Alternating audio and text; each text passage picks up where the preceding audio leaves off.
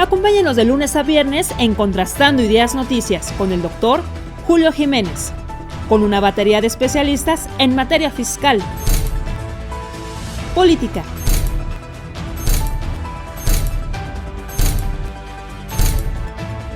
economía, finanzas, justicia, deportes y espectáculos. Acompáñenos a las 22 horas, tiempo del centro. ¿Qué tal? Muy buenos días. Gracias por acompañarnos como cada semana en la mesa de análisis político electoral. Esta semana ha sido una semana de debate, de análisis, de confrontación, de unificación de criterios o de estrategias político-electorales. Esta semana ha sido una semana de presentación de diversas iniciativas de reforma constitucional presentadas precisamente por el Ejecutivo Federal. Platicaremos con voces autorizadas, con expertos, con auténticos analistas políticos. Nos acompañan como cada semana el doctor Marco Antonio Baños, ex consejero del Instituto Nacional Electoral. Marco, muy buenos días, bienvenido. Gracias, Julio, muy buenos días y un saludo muy afectuoso para Demetrio Sodi. Nos acompaña un prestigiado político, un líder con una gran experiencia legislativa, a quien también vamos a escuchar su opinión en este escenario de discusión allá en el Congreso de la Unión. Don Demetrio Sodi La Tijera. ¿Cómo estás, Demetrio? Muy buenos días, bienvenido. Muy buenos días, Julio, muy buenos días, Marco. Gracias por acompañarnos esta semana. Está ya incorporándose el arquitecto Adrián Alanís Quiñones, pero quiero iniciar precisamente con don Demetrio Sodi La Tijera. Demetrio, desde tu perspectiva, este paquete de iniciativas presentadas por el Ejecutivo Federal, algunas que ya habían sido incluso objeto de discusión y debate hasta la Suprema Corte de Justicia y declaradas inconstitucional, tal parece que el Ejecutivo, de manera muy maquiavélica o estratégica, las presenta como iniciativa de reforma constitucional, es decir, elevarlas a rango constitucional. Tú, desde tu amplia experiencia como legislador, ¿tú le ves viabilidad? ¿Ves que los tiempos, que la agenda legislativa es un periodo muy corto hasta el 30 de abril? Si no, corrígeme, por favor, para que este periodo les alcance a la discusión y en su momento alguna posible aprobación de los congresos. ¿Tú ves viabilidad de este paquete tan ambicioso, Demetrio? Mira, yo creo que el presidente sabe que no tiene la mayoría calificada para que se apruebe. Hay 2, 3 temas, 4 temas que probablemente la oposición quiera participar. El caso de garantizar el aumento al salario mínimo por encima de la inflación, el hecho de un programa de pensiones para que no se pensionen con el 30%, aunque ya no estaban pensionando con el 30%. Ya había un acuerdo con el sector privado para llegar hasta el 70%, con un aumento anual del 1% en las aportaciones del sector privado. Pero en fin, yo creo que es una estrategia sí maquiavélica, se sacó de la manga las reformas y para mí tiene 2, 3 objetivos. Uno, amarrar a Claudia Sheinbaum, que tu segundo piso son esas reformas. Nada de que te desvías del rumbo, la obliga a que se comprometa con ellas, y esa es la agenda política de Claudia Sheinbaum. No, yo creo que pone a la oposición contra la pared.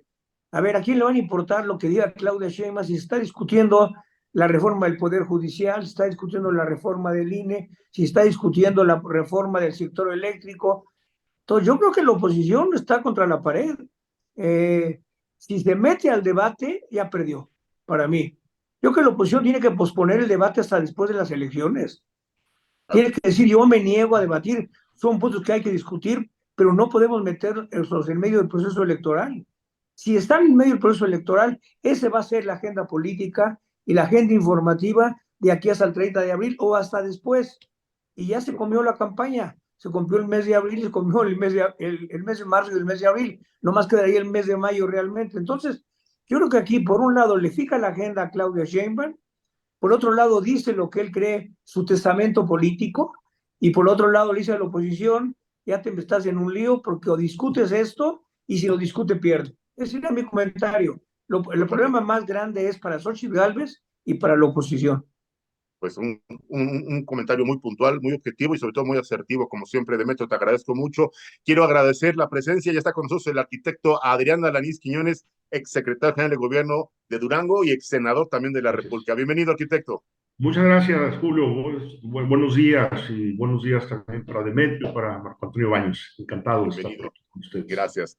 En este orden de ideas, quiero preguntarle al doctor Marco Antonio Baños hay iniciativas desde el punto de vista electoral, desde el punto de vista en donde el INE podría verse afectado. ¿Qué opinión te merece, Mar? Bueno, Julio, por supuesto que se trata de una iniciativa de reformas constitucionales que en buena medida está trayendo a la mesa de la discusión de nueva cuenta lo que el 22 de abril del año de 2022 se presentó como el famoso Plan A. Es que ahora el presidente anda en el plan, pues yo creo que ya debe ser el D, pero en rigor es el Plan C porque es un instrumento que él está utilizando para efectos de la estrategia de la campaña electoral y señalo pues que estoy totalmente de acuerdo. Yo creo que Demetrio ha sido muy puntual, muy preciso en mencionar algunos de los efectos de estas discusiones. La reforma propuesta por López Obrador en materia electoral pues es una reforma refitreada, insisto, de aquella que presentó con el famoso Plan A.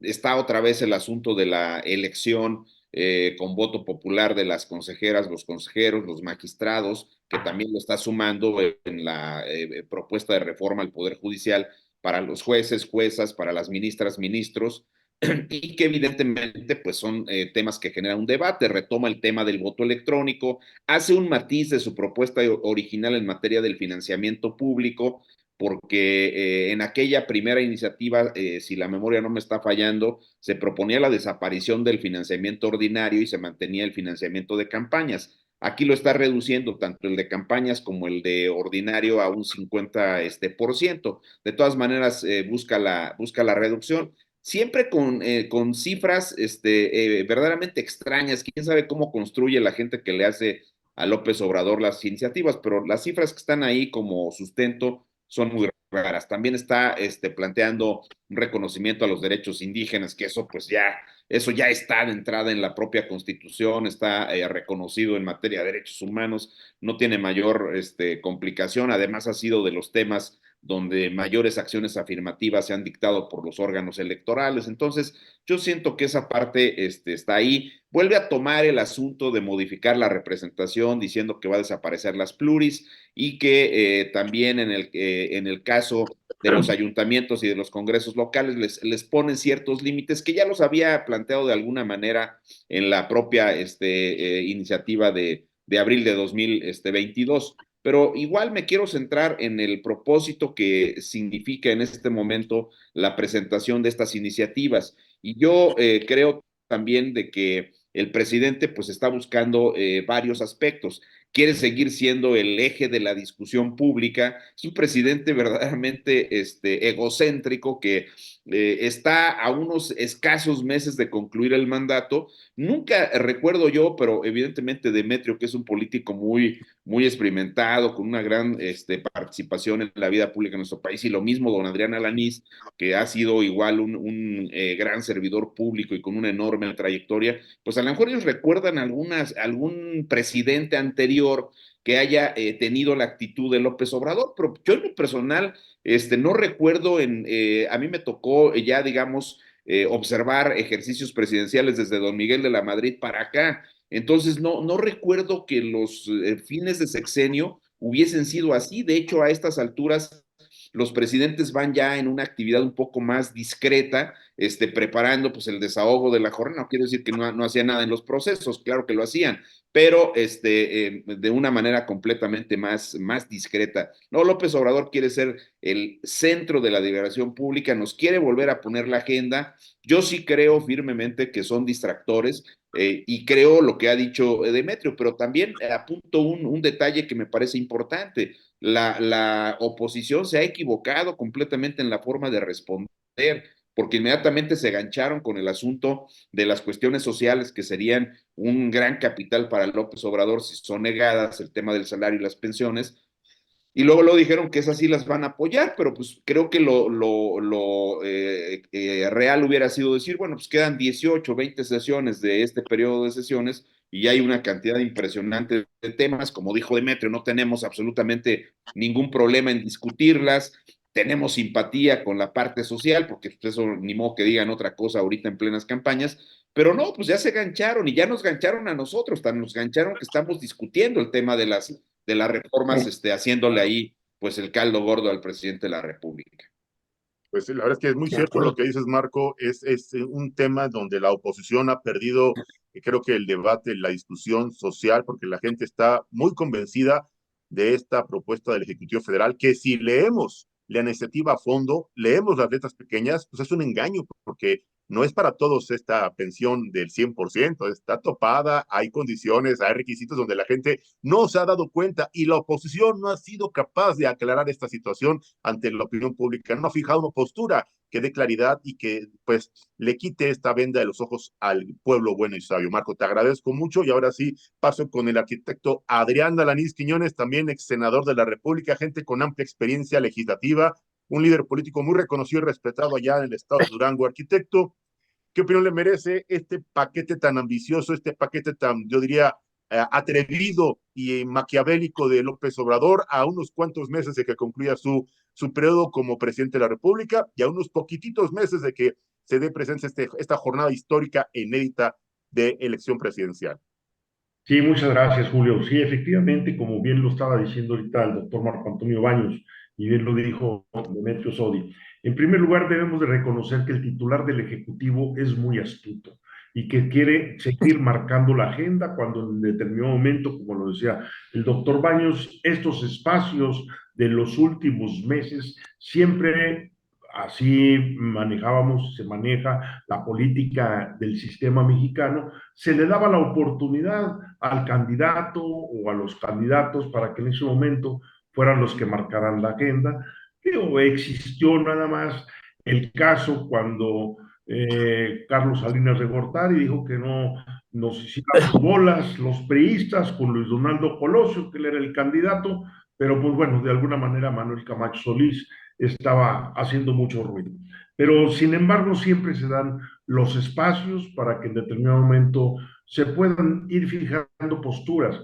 Y en el caso concreto de lo que ahorita comentabas, en relación a las pensiones, en relación a varias de las cuestiones de carácter asistencial, social, pues una de las cosas que se tienen que definir y que efectivamente la oposición no ha puesto sus puntos de vista ni se ha echado un buen clavado precisamente en lo que es el análisis de estas iniciativas, sí lo están haciendo muchos medios de comunicación.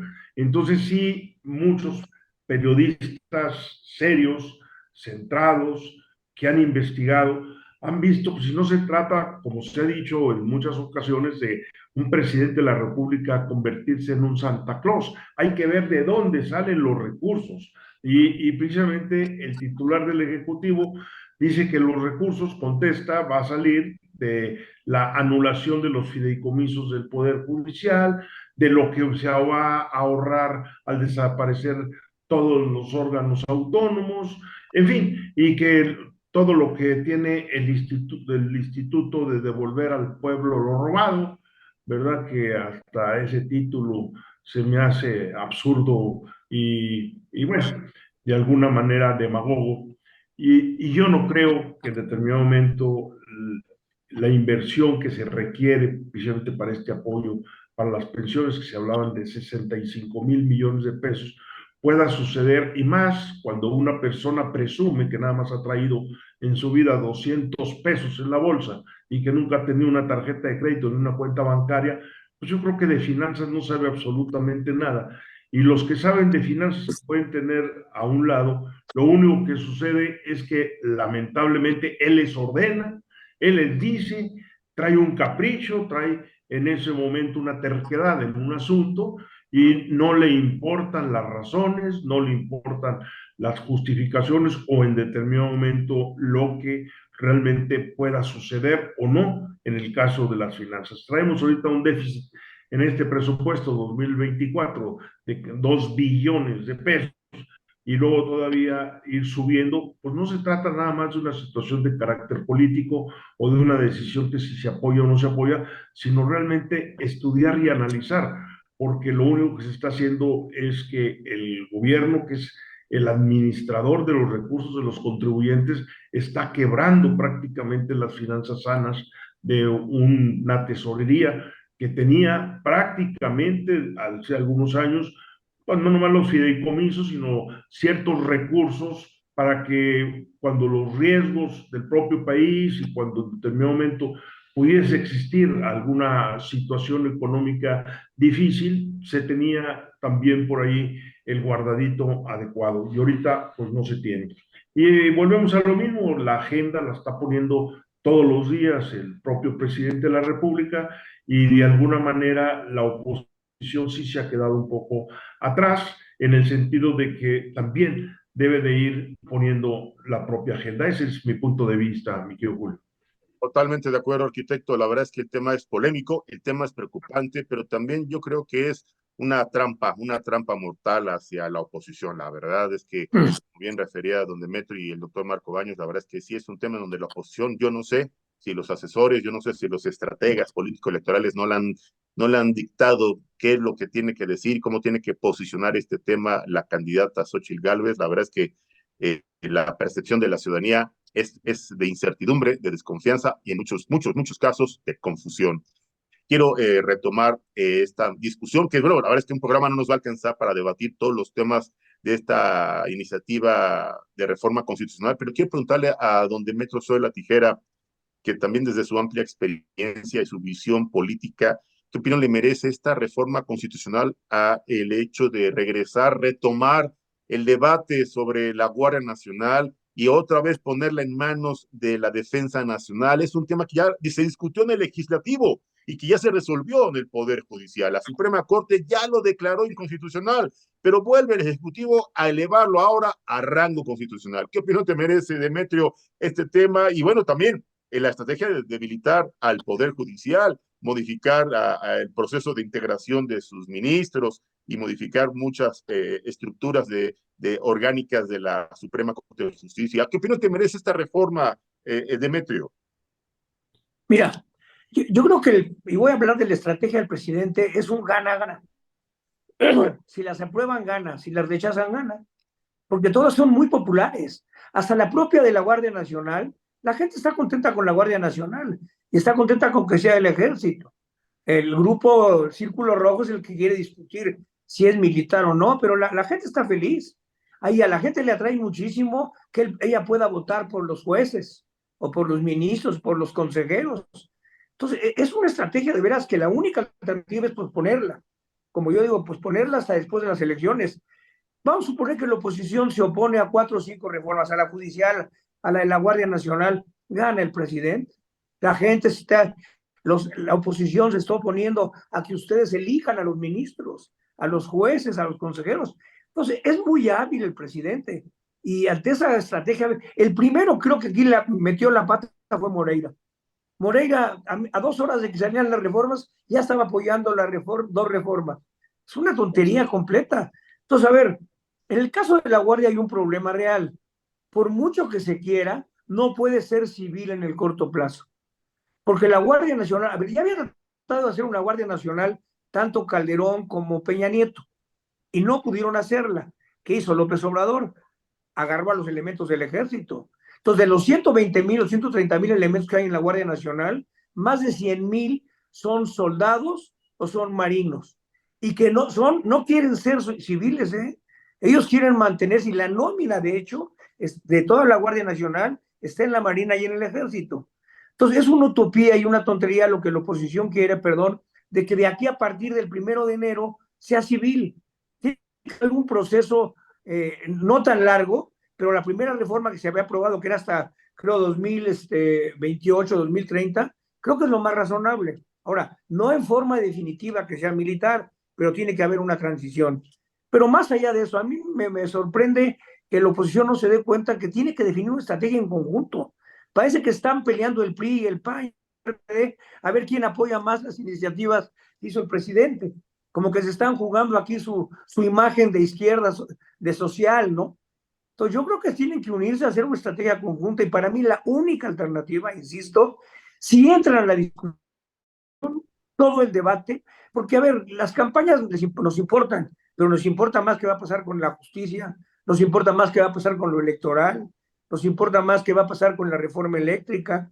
Entonces, si la oposición cae en el debate, que ya cayó, tendría que decir, no, yo no participo en el debate y las llevo. Entonces sí, ponen a López Obrador. López Obrador sabe que no se van a aprobar, sabe que no va a tener mayoría calificada. Lo hemos platicado aquí, es prácticamente imposible que tenga mayoría calificada en el Senado.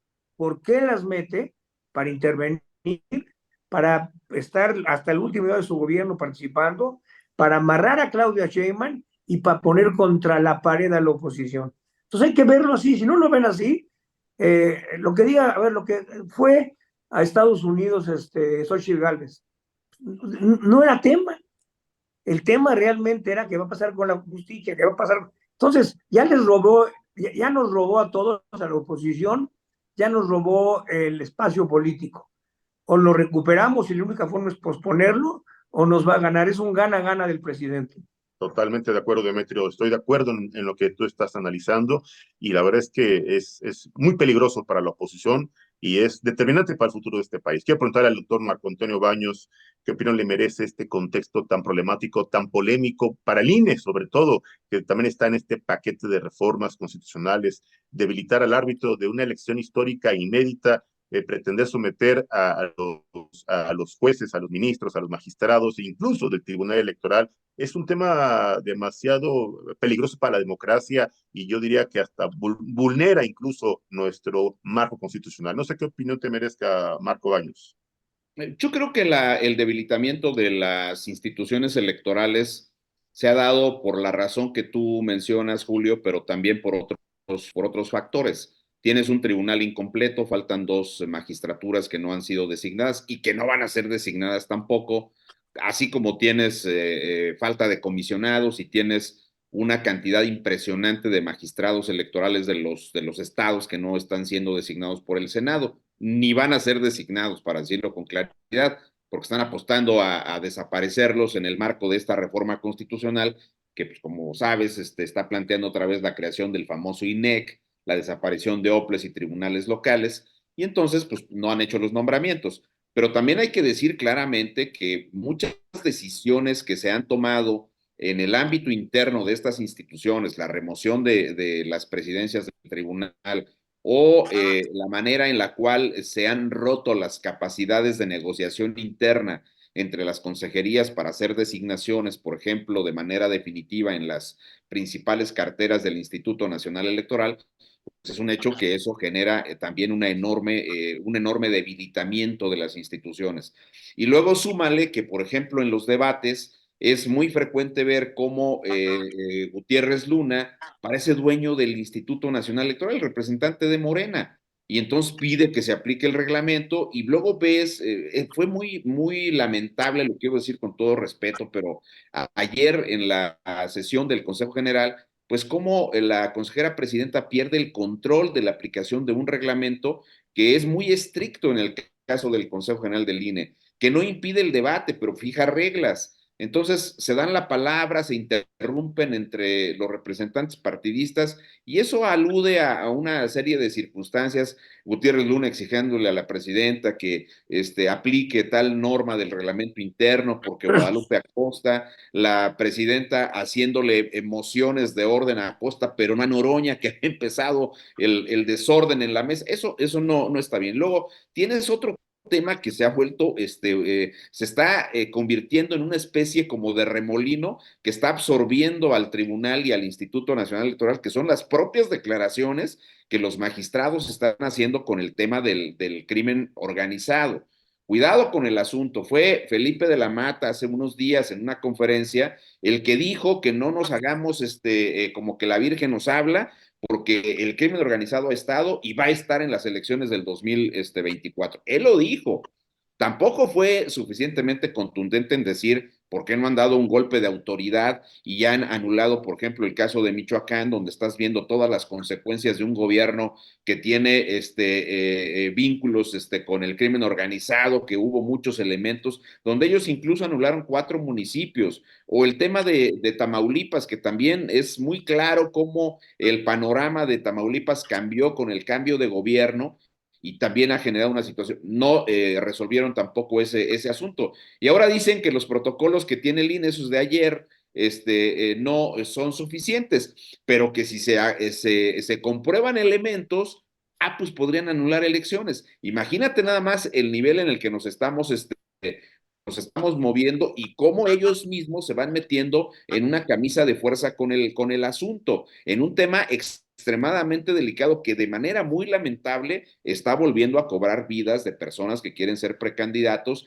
que seguramente no tienen, digamos, vínculos con los grupos delictivos y que por esa razón son asesinados. Lo hemos visto en otras elecciones en Guanajuato, en Zacatecas, en otros estados de la República, y ahora ya llevamos una cantidad muy lamentable también. Entonces, yo siento que el entorno está así. Tienes un presidente que te quiere distraer de los $2 millones que presuntamente fueron en el 2006, que te quiere distraer de las discusiones públicas sobre el asunto de los contratos de los hijos, etcétera, etcétera. Entonces, creo que no pinta como un panorama que pudiera ser saludable para el desahogo del proceso electoral y sobre todo para la capacidad de control administrativo y jurisdiccional que deben tener las autoridades electorales. Y ya nada más así de pasadita, pues súmale un ejército de servidores públicos con una actitud absolutamente intervencionista en las elecciones. Pues preocupante el escenario, alarmante diría yo para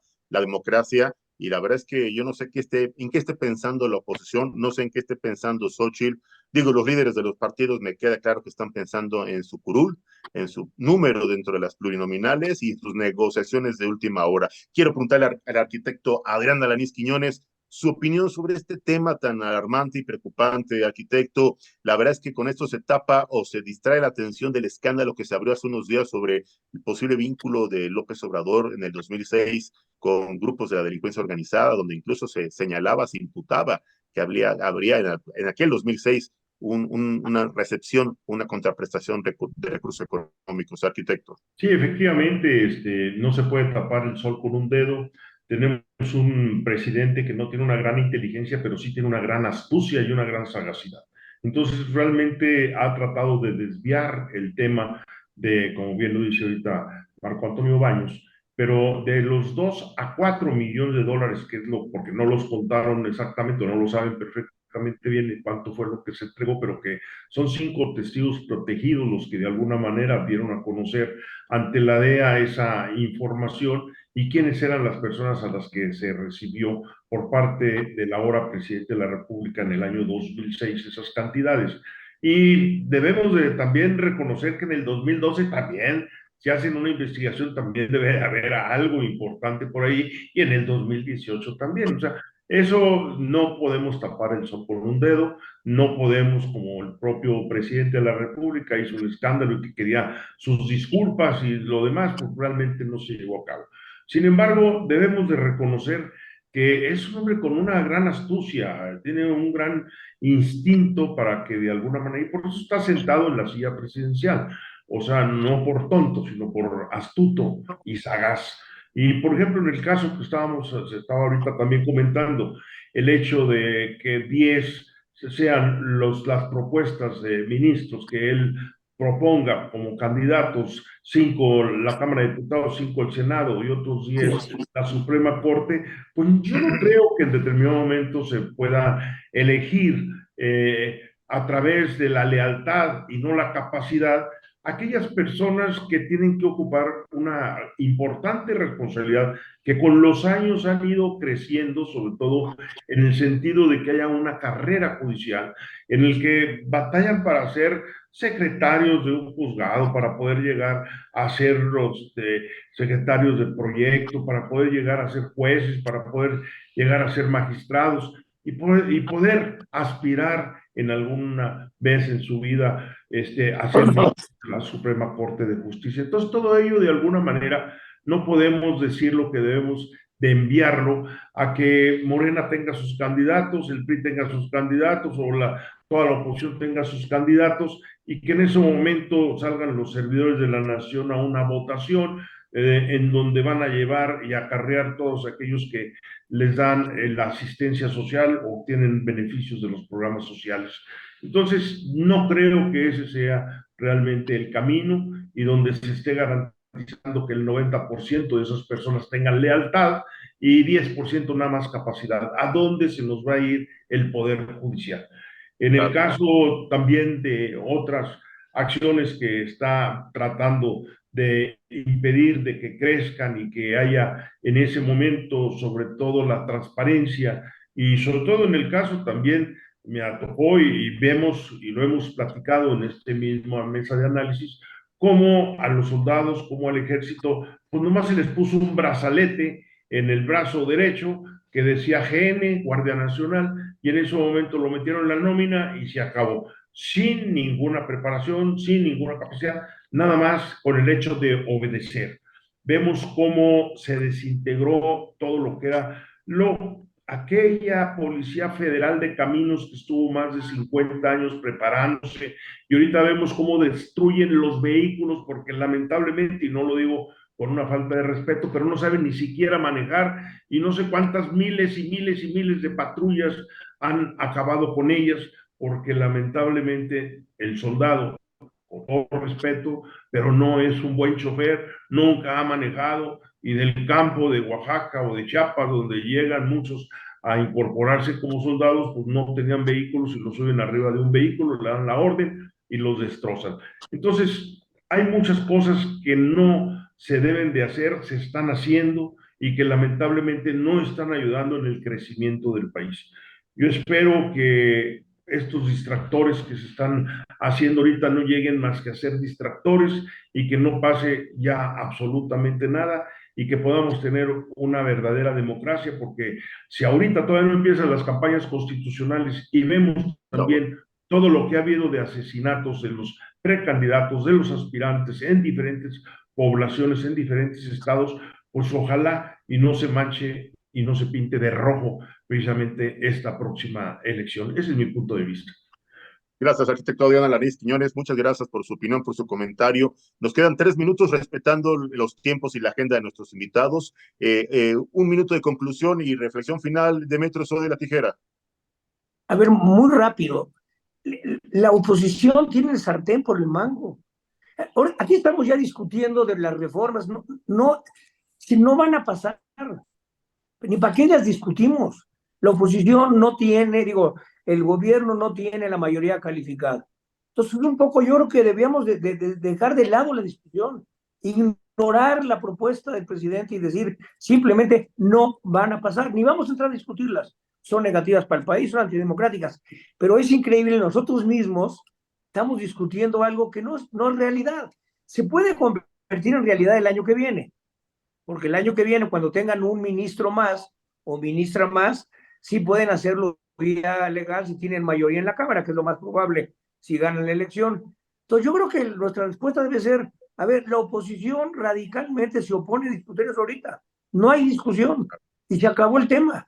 Pero estamos nosotros mismos engordando la propuesta de López Obrador. Nosotros mismos estamos engordando a Morena y al presidente. Ahí está la conclusión contundente de don Demetrio Soy de la Tijera, a quien le agradecemos como cada semana su participación. Muchas gracias, Demetrio, muy amable. Marco Baños, tu comentario final, por favor. Gracias, pues totalmente de acuerdo con el tema. Estamos contribuyendo a generar un ambiente que es el que ha diseñado López Obrador para esta etapa, y nos estamos olvidando de otros temas que también son muy relevantes. Un candidato del Movimiento Ciudadano que se la pasa en la fiesta, que pues eso está bien, es su derecho, es su tiempo, pero pues ya de ahí a subirlo siendo el candidato presidencial de un partido político, subiendo videos ya en 2 ocasiones en la fiesta, con este lenguaje tan soez, tan disruptivo que utiliza Samuel García y compañía, que además pareciera ser claramente una estrategia de marketing. Tampoco le demos vueltas. Hay especialistas que saben hacer ese tipo de cosas y Samuel sigue ese librito, pero el candidato pues enfrascado en una serie de tonterías en vez de ponerse a debatir los temas de importancia nacional, y en cambio pues en los estadios de fútbol, en las mesas ahí festejando con Samuel y con su esposa, y bueno pues una campaña que ya se avecina y que pues tiene una guerra de cifras con un presidente que irá a la cabeza en la campaña de Claudia Sheinbaum. Claro. Gracias, doctor Marco Antonio Baños, como siempre agradecidos por tu valiosa colaboración. Muchas gracias. Arquitecto Adrián Alanís, nos queda un minuto para la Sí, conclusión señor, final. con mucho gusto. Gracias, Julio. Pues yo vuelvo a insistir que lo más importante dentro de este proceso que estamos ahorita llevando a cabo, lo más acucioso que debemos de tener es la participación ciudadana. Ya llegamos a los 100 millones de empadronados, que es lo que tiene el Instituto Nacional Electoral, por lo que sí es necesario que todos busquemos la manera de que haya una mayor participación ciudadana. Si tenemos una participación ciudadana de un 65%, estamos hablando de que hay 65 millones en determinado momento de ciudadanos, de electores que podrían pasar a las urnas, y en ese momento una votación de 65 millones en el país sería muy importante para que se pudiese dividir dentro de los partidos políticos o dentro de los grupos de coalición que se han estado formando, y en ese momento tendríamos una verdadera democracia y tendríamos un buen resultado. Desde mi punto de vista, todos los mexicanos debemos de buscar que haya una participación ciudadana activa, dinámica, y que podamos tener realmente un contenedor o contender mucho lo que se refiere al abstencionismo, que cuando menos tengamos ese 65%. Ese es mi comentario final. Muchas gracias. Gracias, arquitecto Adrián Alanís Quiñones. Pues yo soy Julio Jiménez y les agradezco, como siempre, su valiosa participación a nuestros analistas y especialistas, y reiterarles la invitación, si su agenda se los permite, para que nos acompañen la próxima semana. Gracias, Demetrio Soler Tijera. Gracias, Marco Baños. Gracias, arquitecto Adrián Alanís. Gracias. Gracias a todos. Buen Donde día cambia para ya todos. viene Hasta luego. el maestro Nelson Vargas. Platicaremos del deporte a nivel internacional. Gracias. Hasta la próxima.